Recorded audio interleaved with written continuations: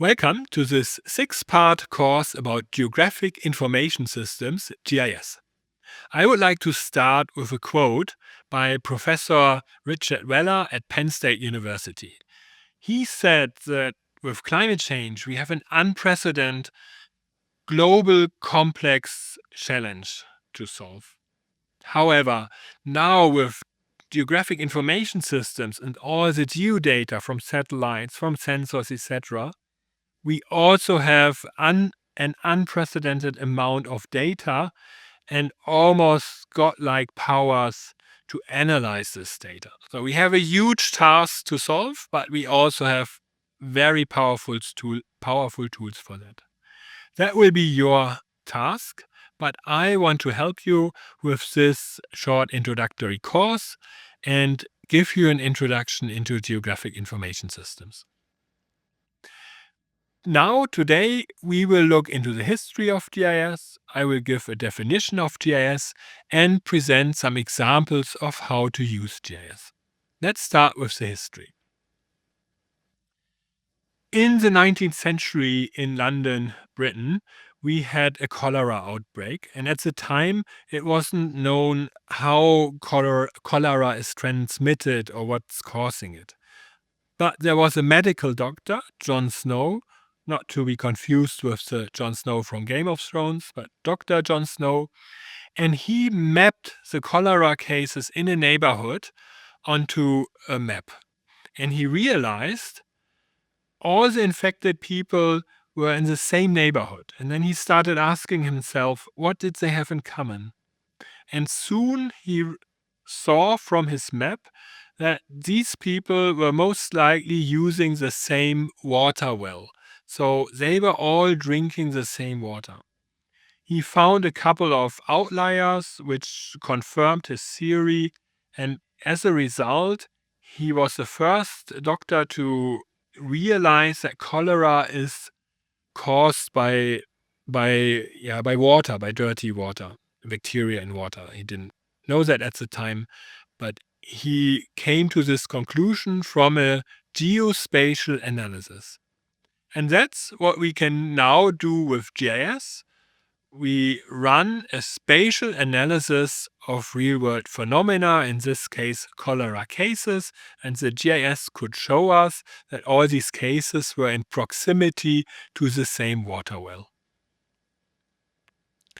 The first digital GIS was developed in Canada by Tomlinson 1962, and he used it to help planning and managing natural resources, forest industry, and mineral extraction in Canada. At about the same time, first developments took place in the US, and here on the next slide, we see two, at the time, young professor and student from Harvard University, particularly the GSD department at Harvard, and it's Jack Dangermond and his professor Carl Steinitz. We will hear these names later again. And on the left, we have screenshots from early applications, and they don't look that different to today's GIS. There were already statistical analysis, there were even 3D animations of geodata. Jack Dangermond later founded Esri, which is now industry leader in GIS. Their headquarters is near Seattle in Redmond, and they early founded a German headquarter as well in Kranzberg near Munich, and they are still the main industry solution for GIS. A few years later, the US Army also got interested in the potential of GIS and started developing their own GIS application. And the origin of that was also the origin of today's open source GIS. It is called GRASS GIS, and GRASS is part of today's QGIS, which is the most popular open source GIS. Then, around 2000, bit after 2000, a new player entered the stage, Google. You all know Google Maps, probably Google Earth, but Google also has satellites in orbit. They run survey campaigns with cars, with laser scanners, and have basically mapped the whole globe. And Google Maps was the first application to make it possible to access any geodata anywhere in the world for free just by a mouse click and in a matter of seconds through the internet. Before, geodata could be very expensive, tens of thousands of euro or dollar. But now you could easily download any place on Earth. And this really revolutionized the whole GIS business and created a lot of new applications. Since then, we have moved far and we have GIS applications, geospatial applications in almost every industry. And a large part of your smartphone apps is also running on geospatial data. For the last couple of years, a lot of talk has been about GeoAI, artificial intelligence in GIS, and we are already using machine-based learning, which is a type of AI, to analyze satellite images. I will talk about that in a later lesson. But there are many other potential applications for GIS and AI, and only the future will show where this is going.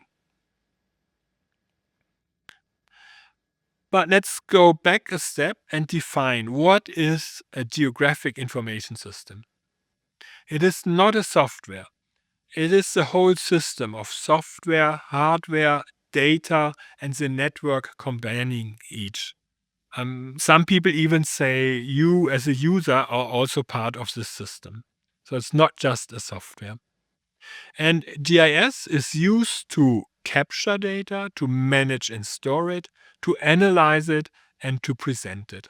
Those are the four key tasks of GIS: to capture data, managing it, analyzing it, and then presenting the results. We have two main software packages to choose from.